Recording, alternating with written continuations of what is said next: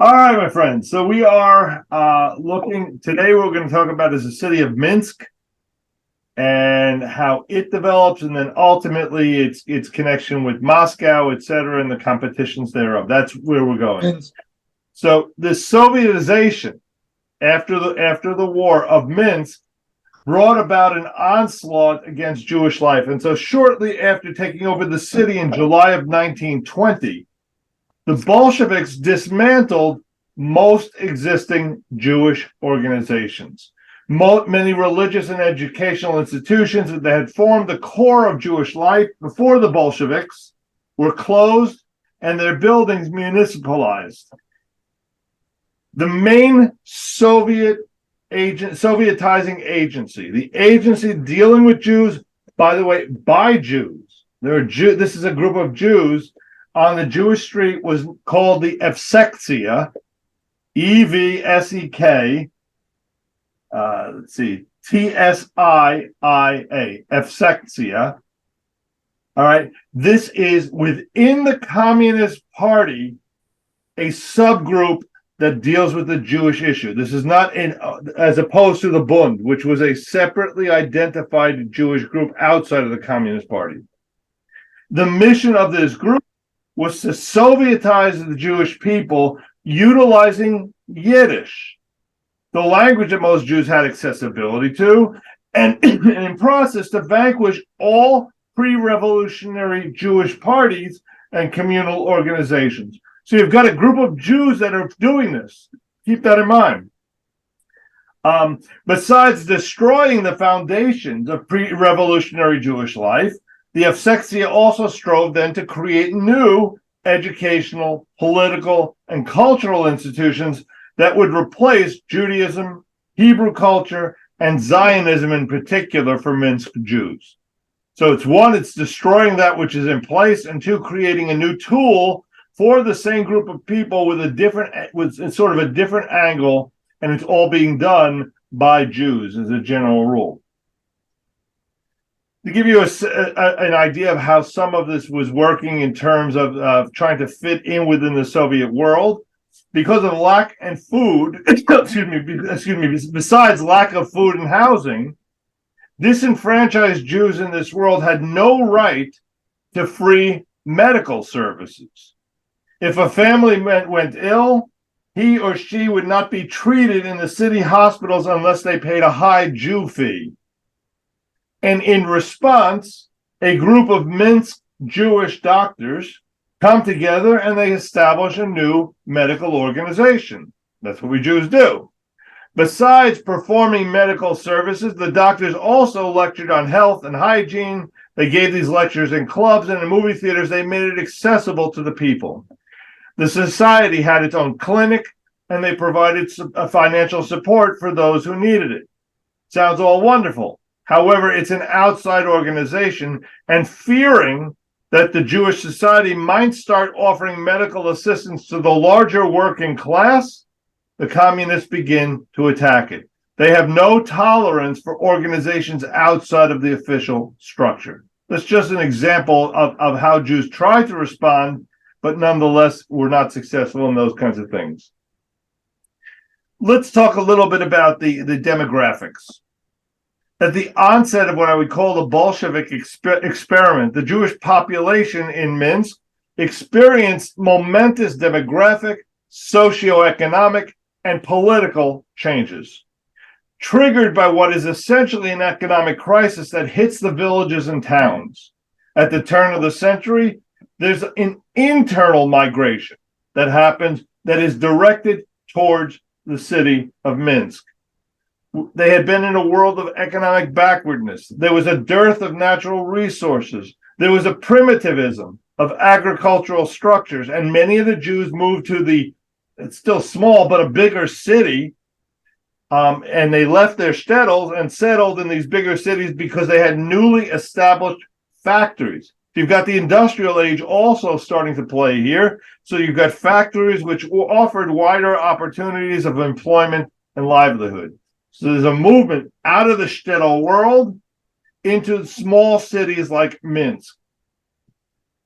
Jews and non-Jews initially were much better off in Minsk than in the towns and villages for the financial benefits. That changes quickly.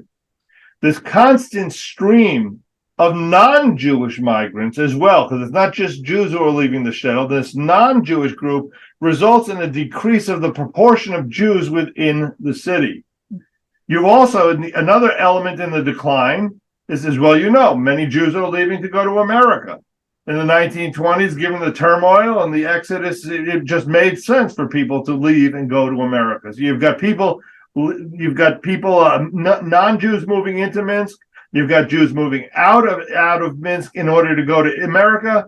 But you also have, once they discovered the economics were not great, an internal migration out of Minsk to larger Russian Soviet cities. Moscow and Leningrad become preferred destinations for hundreds, if not thousands, of disenfranchised Minsk Jews who cannot earn a living.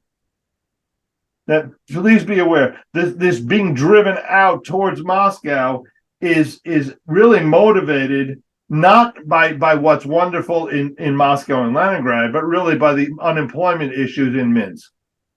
And so you find thousands of Jews seeking a new income, seeking success, seeking status, who move to Russia and Leningrad. Despite all of that, even after everybody has left, Jews remain the single largest group in this capital of Belarusia. As a matter of fact, when the Wehrmacht assessed the demographic features in 1939, despite all of the loss of Jews who had left, they classified the city of Minsk as Jewish. All right. Well, let's look at some of the socioeconomics. The role of Jews economically is altered in this city, as well as at the same time, there's at least the perception of upward mobility that is now available to Jews that was not available during the Tsar's time, but it required a willingness to assimilate. You had to lose. It wasn't just that because you were born a Jew, you could assimilate and find your way in. In the context of the revolution, Jews came to form a large portion of the party professional and the administrative apparatus of the party. But Jews, and nonetheless, were still largely absent from specific sectors of the economy, such as transportation, communication, heavy industry, and thus, despite all that I've said, for the majority, poverty persisted. Nochem Kanin, a prominent figure in the Workmen's Circle and the Socialist Federation in New York City, went back to Minsk, the city in which he grew up in the late 1920s, and he wrote reading number one. So does anybody have reading number one here? It should be Nochem Karin. I have it. Okay, Yeah, please, Bakasha. Am I going to do it? Yes, ma'am. Okay. I look at the street I once knew so well, and every little stone speaks to me about hardship, desolation, and need. Everyone looks at me with astonished eyes, at my hat, my white collar, my coat, my elegant shoes. I don't know why they called me the American doctor. Probably because of my clothes, which sparkled like diamonds compared to their tatters. When I walked through Minsk, I was the only one wearing a white collar and a whole coat. People would look at me and wonder, where does he come from? Right. So to have any kinds of dollars makes you stick out from the crowd, which tells you the level of poverty that exists. Educational. Under the Tsar, many young Jews traveled abroad to attend university. Others converted to Russian Orthodoxy for the sake of admission to the schools. Some of them then reverting back after they complete their degrees. And during the revolution, during the time of the provisional government that gets set up, there's an end that happens to this sense of Jewish exclusion from Russian higher education. And as a result, it is maintained to a large extent during Lenin's time. As a result, during the 1920s and the 1930s, many young Jewish individuals moved to the Soviet cities, and they streamed into the universities and institutions of higher learning that they had not been able to get into before. And so what you've got is, again, this raised hope that is being laid out there for unprecedented opportunities for young Jews. In Minsk in particular, Minsk becomes a university city for the first time. Before what was known as the Belarusian State University opened its doors in September of 21, youngsters committed to higher learning moved to other cities in Russia. After it opened in Minsk, the demographics of the student body at the Belarusian State University in Minsk marked this institution as a largely Jewish milieu, as Jews are rushing to enroll in all the departments. Let Sandy in here. Okay. During the 1920s, the humanitarian curriculum at the Belarusian State University included, in the 1920s, traditional Jewish subjects such as Bible and Talmud. So you've got a Russian university opening its doors to Jews who attend in such mass numbers initially that they have Bible and Talmud classes happening there.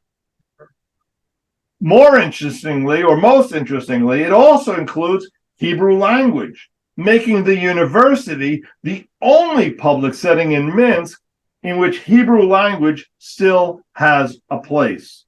In 1921, there was a ban on the language of the Zionists and the clerics, and so therefore it was completely eliminated from the rest of the city and the society, but at the university, it was being offered. However, and that's always the key here, not surprisingly, members who were of the underground Zionist youth groups deliberately avoided taking courses in Jewish studies, above all in Hebrew. There were informers, all right, and the young Zionists had to be very cautious. They're secretly involved in these underground organizations, and they faced harassment by Soviet authorities, and they didn't want to be identified. And so although in the university it's being offered, almost no one is taking it because it identifies you as part of a group you don't want to be with. Additionally, until the mid-20s, Zionist organizations remained relatively active in post-revolutionary Minsk. However, in the mid-20s, they suffered a severe blow. Many young activists are arrested. In 1927, the libraries removed all of their Hebrew language holdings, making the access to Hebrew language materials almost impossible for the city residents. On June 28th of 1928, about a year later, the Poale Zion movement was officially banned. The members of that group were asked to sign a document that was reproduced in the newspaper. The document acknowledged the counter-revolutionary nature of labor Zionism. And like the former Bundists who signed a document, the former Poale Zionists could then, if they signed that and recognized its counter-revolutionary nature, could join the Communist Party without any kind of recommendation and without any kind of candidacy, period. So again, a declaration that what we were doing is inappropriate, we're no longer doing it, and suddenly there's a door open. You needed to assimilate in to get any of the rights. With the ban of the Poale Zion, the last vestige of Zionists in the Soviet Union disappears. Soviet citizens would now only be able to express their support for Zionism in a clandestine fashion. It had to be secretive. No concept of moving out of the country was tolerated in any way. Do you have a sense now? What I've given you is a sense of what's going on the outside with the Jews. Now I want to look a little bit internally what's going on within the Jewish community. But are there any comments or thoughts? Ben, you have any wisdom to share here?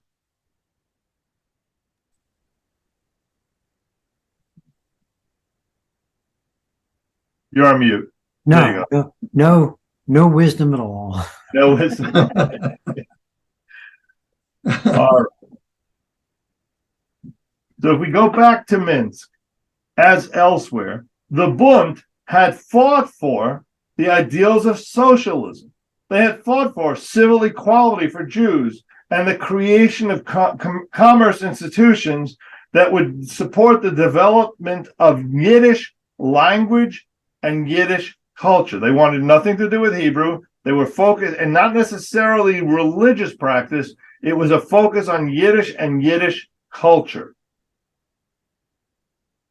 But in 1921, the liquidation of the Bundist Party, many of them joined what I talked to you about before, the Yevsektsiya. They went from an outside organization of Jews to, within the Communist Party, a group whose role it was to eliminate Jewish identity outside of just some Yiddish kinds of things.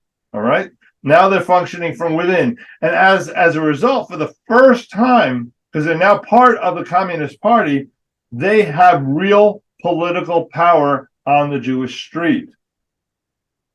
Nonetheless, many of them, particularly in Minsk, continue to express their loyalty to some of the specific principles that they had lived under in the political past, and in times, in a more subtle way, reverting to Bundist subtext. So they've joined the Communist Party. They've become part of the Yevsektsiya, and in certain subtle ways, they're trying to bring in the old ways of the Bund. They're operating far from Moscow.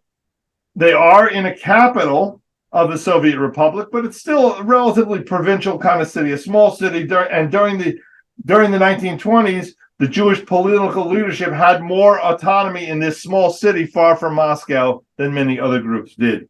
Here, more than anywhere else, the Bundists, who embraced communism, could envision that the Yevsektsiya was something more than just they thought it was more than just a section of the Communist Party. They were trying to make it somewhat akin to the autonomous Jewish organization they had in place before.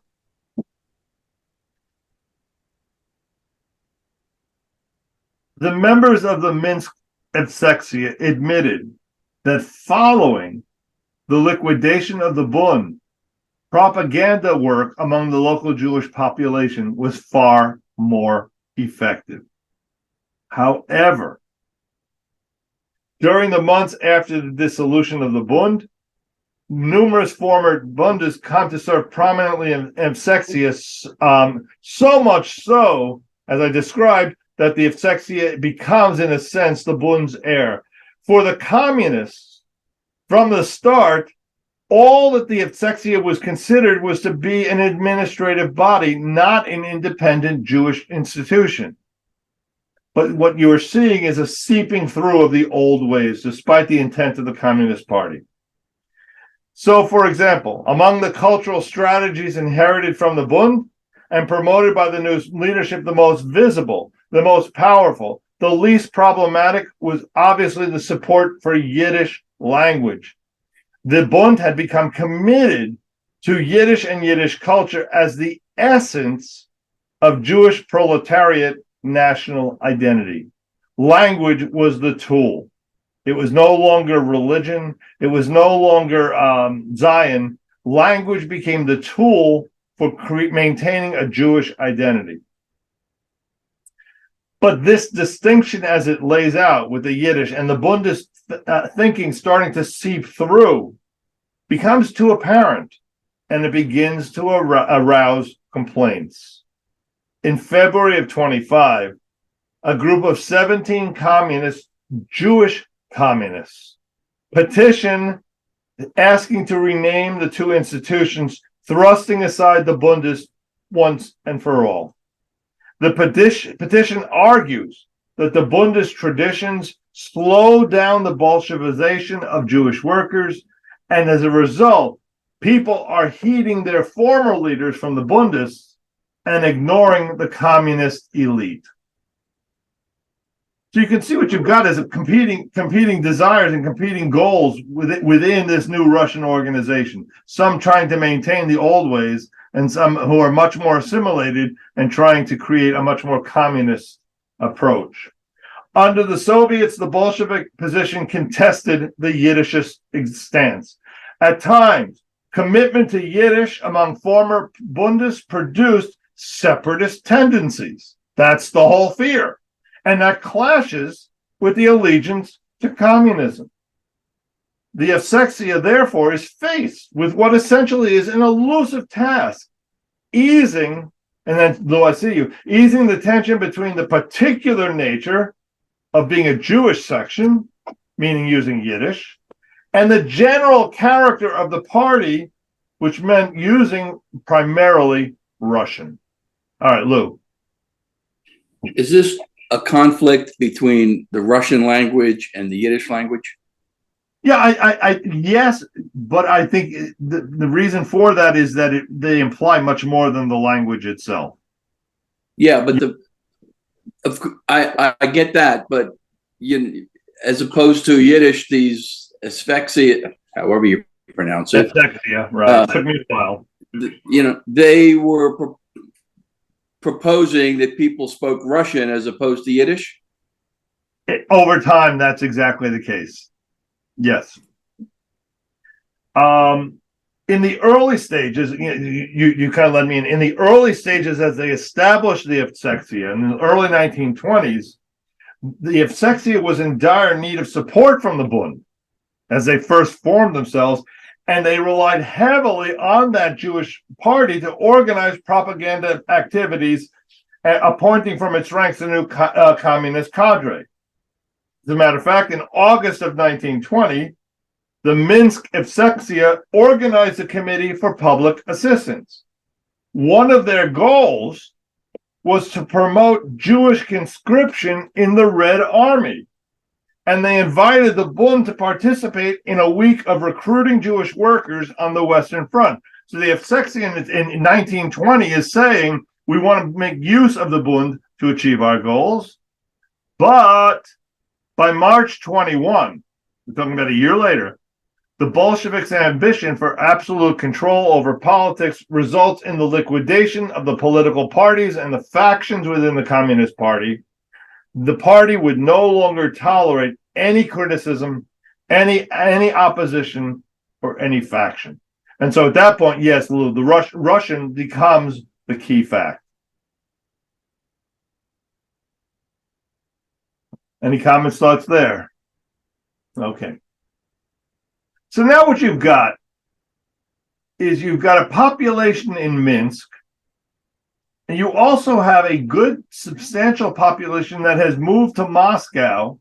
It's obviously a more assimilated group, but they've moved to Moscow for economic opportunities. Moscow is the political and the administrative center of the Soviet Union. Minsk is the capital of the Belarusian state, if you think of it in those terms. And new relationships start to develop between the Jewish elites from these two cities, from the national capital and essentially what it would be a state capital, if you think about it, okay? The Jewish community of Moscow, by contrast, is relatively new. They don't have hundreds of years there, all right? They had not influenced the religious, the cultural, and the political history of Russian Jewry. And from that vantage point, the Moscow Jews have no recognized status. It is much easier to make changes in an organization that has little legs in history. Lou can tell you that in a place like Beth Yeshurun with 150 years, making a change is almost impossible. All right? Newer organizations, you have an ORME, you have smaller, newer organizations, it's much easier to make changes because you're not weighed down by the history of it. So the group in Moscow is much more open to change than the group in Minsk. Does that make sense? Okay.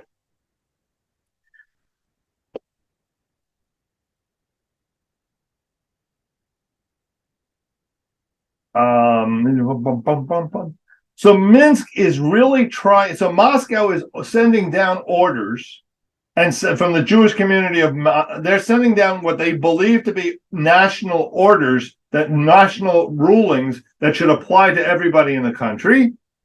But the Minsk Jewish population is saying, well, we're not buying that. All right, we have a lot of history. We're not willing to buy into that. And whenever Minsk rebuffed instructions from Moscow, it justified its actions by emphasizing different local specificities. We have different ways here. We're far from Moscow. We don't have to comply. Because of its Bundist and Jewish past and its densely Jewish population, Minsk, being on the Soviet periphery, aspired to be, they still wanted to be the Jewish capital, rivaling Moscow as the center. So you begin to see the political maneuverings here. I'm open to questions. Anything? Yeah.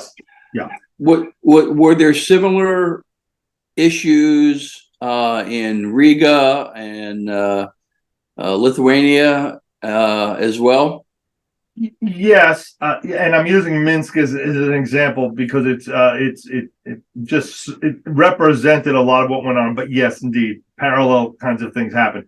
Minsk was particularly, the reason for Minsk that I'm using in particular is not only was it a Jewish community, but it ended up being a Russian capital, and so therefore a lot more Russian effort was put into creating the systems there than they might have in other cities. There were regular exchanges between the Jewish activists in Moscow and the Jewish activists on Minsk on different issues, ranging from the liquidation of the pre-revolutionary Jewish organizations to the formation of local Yevsektsiya bureaus. What does that transition look like is not the same in the two cities because of an openness in Moscow that doesn't necessarily exist in Minsk. The Jews of Minsk continued, in, so to speak, in certain ways, in the shtetl. Their mindset was still the shtetl. All right? And therefore, you have this possibility of trying to blend the two worlds of Judaism and communism. By contrast, those in Moscow had moved away from the shtetl completely. They had made the choices to go to the really big cities where they know they're going to be surrounded by Russian culture. And I've talked about this. I talked about it a little bit when I was in Orange County, California, which is just south of Los Angeles. The Jewish population in Orange County, and again, there are exceptions, please note that, was far more secular. Why? Because those with a serious Jewish commitment stayed in LA. Who was making the move down to Orange County, again, with exceptions, were those who had already chosen, in a sense, to step away and surround themselves with a larger non-Jewish world. So there's a self-identifying element to those who move to Moscow. So you've got this tension. You've got a tension between an attempt at centralization through Moscow and regionalism reflected by the behaviors of those in Minsk. And you can see that if you look at the two Yiddish party newspapers. In Moscow, you have Der Emes. In Minsk, you have Der Wecker. And they are reflecting different realities which support the locations from which they're being written. All right, so you see the tension here, okay? Conflict swells to the political front as well. In the mid-1920s, and we'll spend an entire lesson on this at a later point, Soviet authorities in Moscow begin to argue in favor of the establishment of agricultural settlements for Jews in another region. All right, well, Minsk turns around and says, we don't want that outside of Belarusia. It supported Jewish settlement in Loco and resisted the proposal to create Jewish colonies in Crimea, or Ukraine, or what we'll talk about is Azerbaijan. all right, to go to other places and take Jews and create a culture there to make them useful. Those in Minsk are saying, we don't want that. This is our home. We want it here. And it persists, this argument persists between the communities until the late 1920s. Moscow favors the project of Jewish resettlement elsewhere. Moscow Jewry was itself, as I mentioned, a transferred group of migrants. The Moscow Yevsektsiya could easily conceive of building a new Jewish center because they had already moved out of the old Jewish center. It wasn't much of a selling issue. Minsk, however, the Jews had stayed there, and therefore they had a firm commitment to Belarusia, and they wanted to use those dollars that would create a new farming community and the reconstruction of the shtetl locally with new economic foundations. Again, one of the examples in which how this competitiveness played out.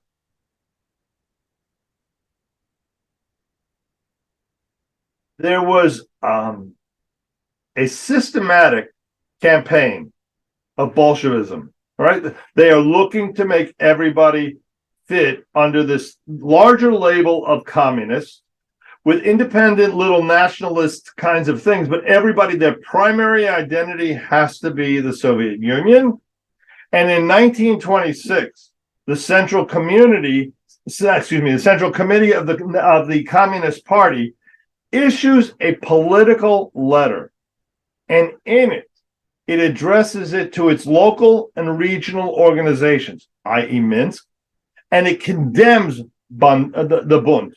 It calls for a complete eradication of anything to do with the Bund tradition in the area. That letter stirs up fear. It stirs up suspicion and confusion throughout the city. Some begin to warn that of the danger of using the term Bundist and getting rid of the Bundists as being synonymous with getting rid of the Jews. Think Zionist anti-Semitism and how those words interplay today. Is Zionism a code name for anti-Semitism? And we could spend the next 40 days working that one through. They were worried that the statement that the elimination of the Bund was really a statement of elimination of Jews.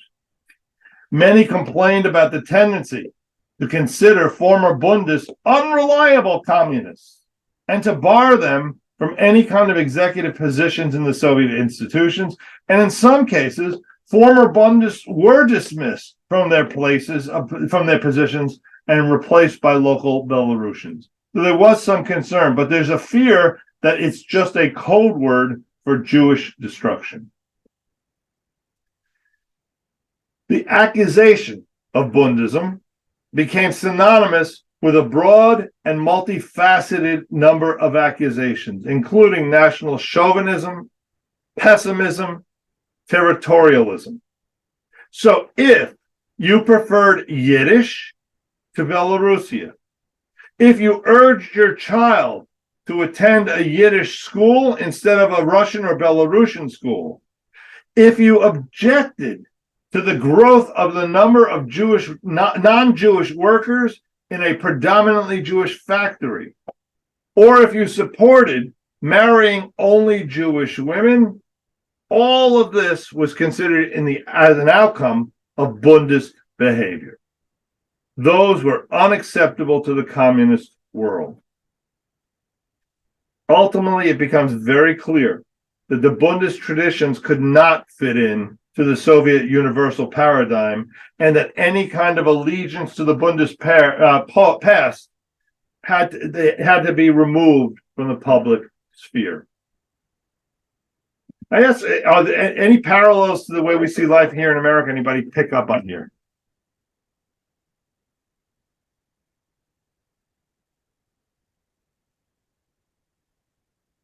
Yeah, Lou.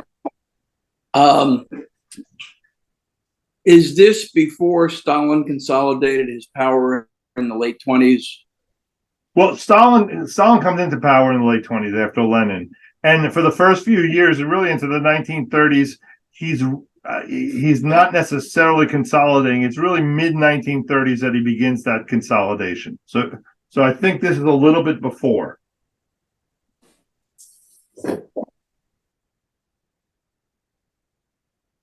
Okay, seeing no other comments. I've never seen the group so quiet. All right, Yiddish. On the one hand, the Sovietization of society and the politicalization of everyday life led to the functional use of Yiddish because it became crucial in spreading Marxist ideology among the Jewish masses. If you're going to spread your new ways of thinking, you've got to make sure that people understand it. And so the first piece is they use Yiddish. It represented initially one of the officially accepted categories of languages in terms of Jewish nationality in the Soviet Union. And there's a shift that happens towards a twofold use of Yiddish. One, as I said, it's an instrument of propaganda to reach the masses. And it's also at the same time a defining trait of Jewish national identity.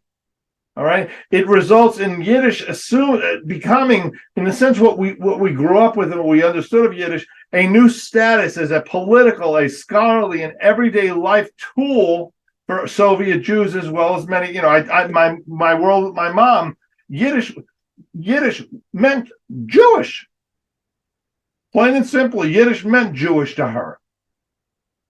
And so it took on that status that went beyond language. Mid-1920s, creation of a large network of Soviet-run Jewish schools.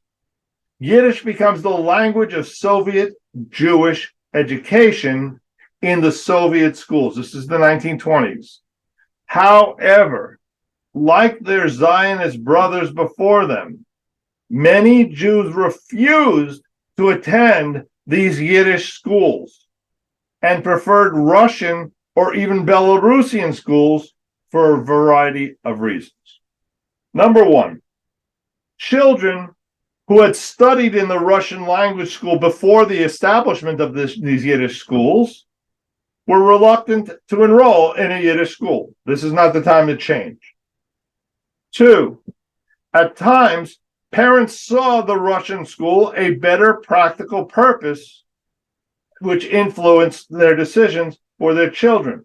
So I would parallel it to the arguments people make over whether to send their children to a Jewish day school or to send them to a public school here in America.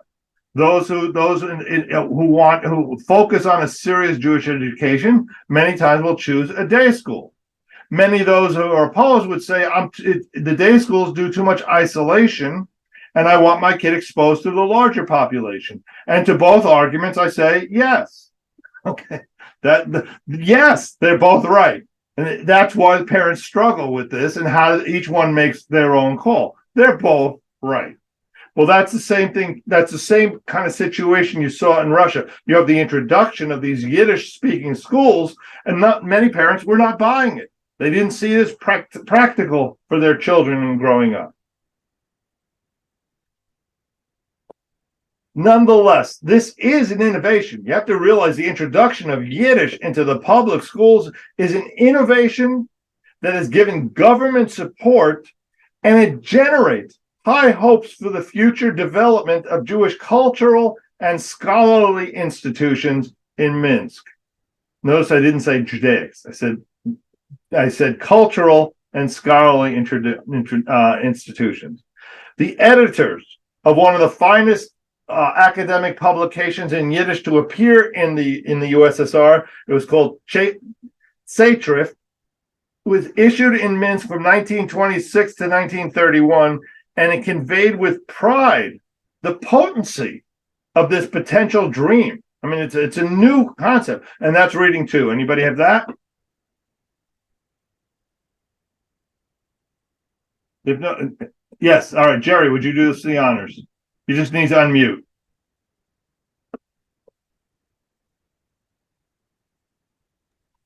Okay. It says, for the first time in the history of Jewish culture, scholarship and research are no longer supported by individual patrons, nor by independent cultural institutions and organizations. For the first time in the history of Jewish culture, our scholarship is directly sponsored by the state. Right.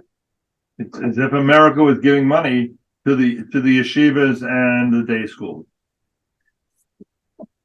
Let me before I go on with this, I want to parallel this. I was listening to the news last night and they asked an African American to provide them with a black perspective. And rightfully turned to them and said, "You mean there's one?" Right? No, of course not. Nothing. Jews aren't monolithic. Blacks aren't monolithic. There's many. It's impossible. And so I want to set that as the framework, because the Jewish community in this world is not united. You've got Zionists, you've got Bunds, you've got those who've assimilated into the Yevsektsiya. This growing interest in Jewish scholarship in Yiddish, combined with the funding that is being provided by the state, attracts to Minsk many Yiddish secular scholars who had been intellectually active in other parts of Russia. In search for employment opportunities in Yiddish, Jews from out the Soviet Union moved to the Belarusian capital during the 1920s. They have this new university we spoke of. Here, they hope to serve as teachers and cultural activists in the newly established Soviet Jewish schools and institutions.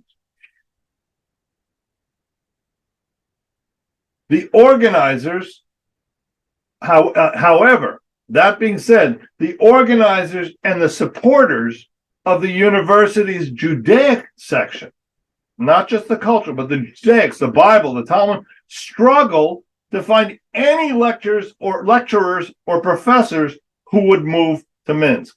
So you've got people who are willing to teach cultural Judaism flocking there because they have the opportunity to use their Yiddish.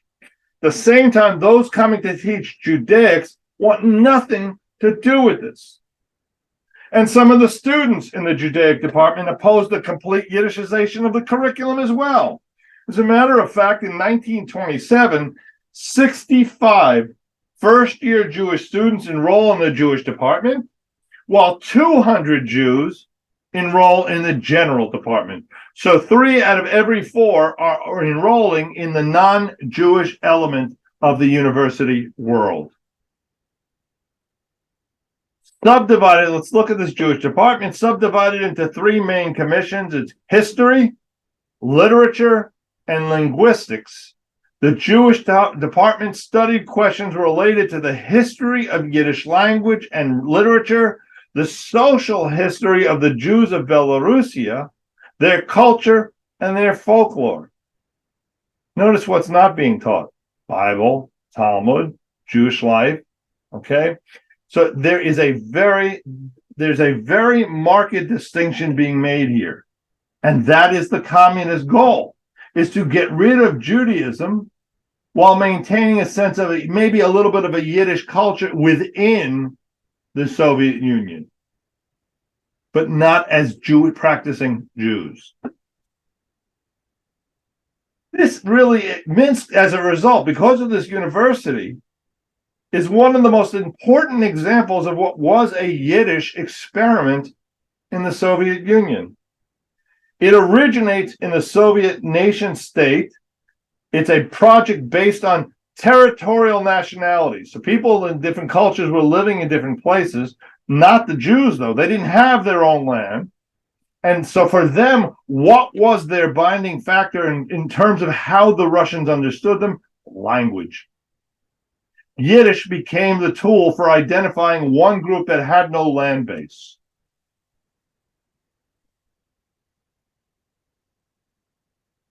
And I'll finish up with just a couple things here. 3 reasons that the Yiddish experiment succeeded in Minsk. One is, by the end of the 19th century, Minsk had become one of the greatest centers of the Jewish labor movement. They were very focused on the Bund, on the Jewish labor movement within this concept of socialism. Bundism caught on in Minsk because a large proportion of the Jews in the workforce and the nature of the Jewish political leadership were likely to be less acculturated and more Russified. Many of these people who opted into this world had already left the shtetl world to some degree and were open. The second, the relative size of Minsk, together with its provincial character, guaranteed the preservation of sizable Jewish enclaves throughout the 1930s. And three, there was a direct relation between the socioeconomic background of the Jewish population in the city and the language and the knowledge they use. The poor were more likely to be more traditional and to speak Yiddish. Those who assimilated and had opportunities were more likely to speak Russian. Not a brilliant insight, makes sense. Yes, Lou. Could you repeat the beginning statement for number 3? Yeah, that the Jews were, because they were very involved in the labor movement. This was a socialist movement. All right, and so the whole idea of communism and socialism wasn't as foreign to them as in a place like Minsk as it might have been in the smaller towns. They had already bought into, these were socialists who were leaving the shtetl. Does that make sense?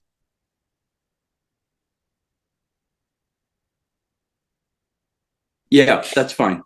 Okay. All I've got on the topic for today, I'm open to questions, open to discussions, as well as any personal. Again, we've talked about our own personal journeys, but I'd like to hear about if you have journeys, if you have people that you know and their experiences in Russia before they made the journeys. That's really what I'd like to hear, if there are any of those.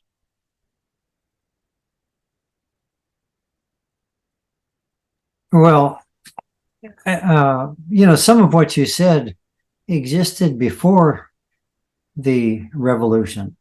Right. So, like where my father grew up in Ukraine, he was one of the rare individuals to go to a Russian gymnasium.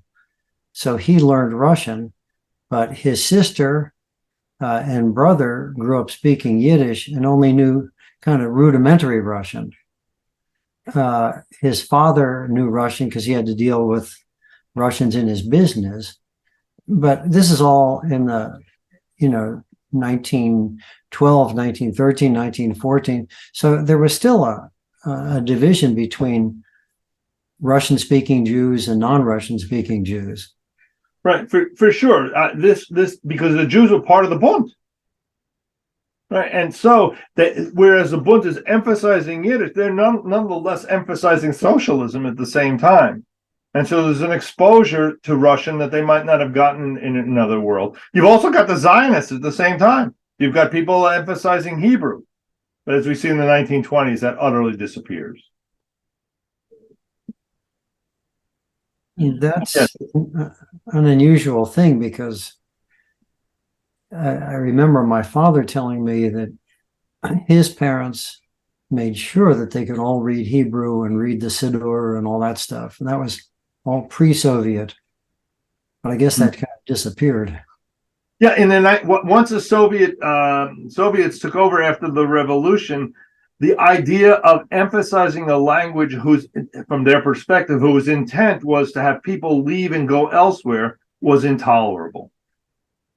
Yeah, Diane. Yeah, my grandparents come from Vitebsk, which is right outside of Minsk. And the way my grandmother described it, it was the shtetl. She would draw pictures of what their house looked like, and it was just square, a little shtetl house. But they came in 1914. They never learned Russian. They only spoke Yiddish. Russian was never spoken in our home. They immediately learned English. But when they wanted to speak, so that they lived with us, so we didn't understand, only Yiddish, never Russian. So yeah. I had the same experience. Lou? My father's parents came from Kishinev in 1904. My grandmother told me that she spoke 7 languages, including Russian and Yiddish. I don't know what else. And my mother's grandmother, who came over in the 1890s from Northeast Poland, also spoke 13 languages. But they were all shtetl people. They weren't city people. Right. Well, this mindset of multiple languages has actually it really came from the Middle Ages.